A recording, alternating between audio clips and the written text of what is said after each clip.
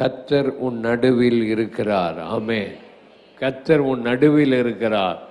கர்த்தர் எங்கேயோ ஒரு மூலையில் இருக்கிறார் என்று அல்ல, கர்த்தர் எங்கேயோ ஒளிந்து கொண்டிருக்கிறார் என்று அல்ல, கர்த்தர் உன் நடுவிலே இருக்கிறார். அல்லேலூயா. கர்த்தர் சபை நடுவே இருக்கிறார்.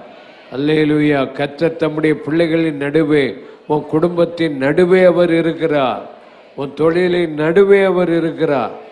செப்பனியா 3:17 வாசிப்போம். 3:17. உன் தேவனாகிய கர்த்தர் உன் நடுவில் இருக்கிறார். தேவனாகிய கர்த்தர் உன் நடுவில் இருக்கிறார். சத்தமா எல்லாரும் சொல்லுங்க, உன் தேவனாகிய கர்த்தர் உன் நடுவில் இருக்கிறார். எத்தனை பேர் அதை விசுவாசிக்கிறீங்க? ஆண்டவரே, சபையின் நடுவே நீர் இருக்கிறீர், சபையின் நடுவே உலாவி வருகிறீர். அவர் உன் நடுவில் இருக்கிறார். அவர் வல்லமை உள்ளவர். அவர் சாதாரணமானவர் அல்ல. உன் நடுவில் இருக்கிறவர் எல்லா காரியத்தை செய்ய வல்லமை உடையவராக அவர் இருக்கிறார். அவர் ரட்சிப்பார். அவர் உன்னை கண்டிப்பார், ரட்சிப்பார். அவர் உன் பேரில் சந்தோஷமாய் மகிழ்ந்து. அவர் உன்னை பார்க்கும்போது அவருக்கு எப்படி இருக்குது? சந்தோஷமா இருக்குது. அல்லேலூயா. 2 கை வைத்து உன்னை பார்க்கும்போது ஆண்டவர் சந்தோஷமா மகிழ்கிறார்.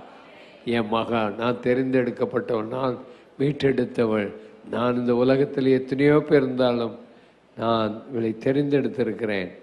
உன் பேரில் அவர் மகிழ்ந்து சந்தோஷமா இருக்கிறார். அல்லேலூயா. உன்னை பார்க்கும்போது அவருக்கு மகிழ்ந்து சந்தோஷமா இருக்கிறார் என்றால், அவர் உன்னை பார்த்த உடனே அவருக்கு பாட்டு வருது. உன்னை பார்த்த உடனே பாட்டு வருது.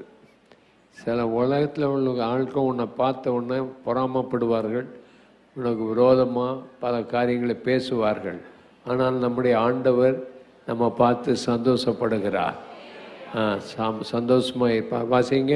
தம்முடைய அன்பின் நிமித்தம் அமர்ந்திருப்பார். தம்முடைய அன்பின் நிமித்தம் அவர் என்ன செய்வார்? அமர்ந்திருப்பார். அவர் உன் பேரில் கம்பீரமாய் களி கூறுவார். அவர் உன் பேரில் கம்பீரமாய் களி கூறுவார். சாத்தான் எப்பவும் சொல்லுவோம், ஆண்டவர் உன் மேலே கோபமாக இருக்கிறார், ஆண்டவர் உன் மேலே ரொம்ப வருத்தமாக இருக்கிறார், ஆண்டவர் உன்னை விட்டு ரொம்ப தூரமாக இருக்கிறார். இல்லை, ஆண்டவர் உன் நடுவில் இருக்கிறார்.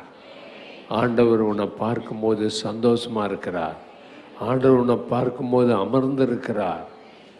ஆச்சரியமாய் இந்த ஆண்டவருடைய அன்பு மகா பெரியது, அவருடைய வல்லமை மகா பெரியது.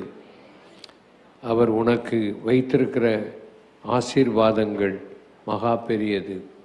உன் பேரில் அன்பாய் இருக்கிறார், மகிழ்ந்திருக்கிறார்.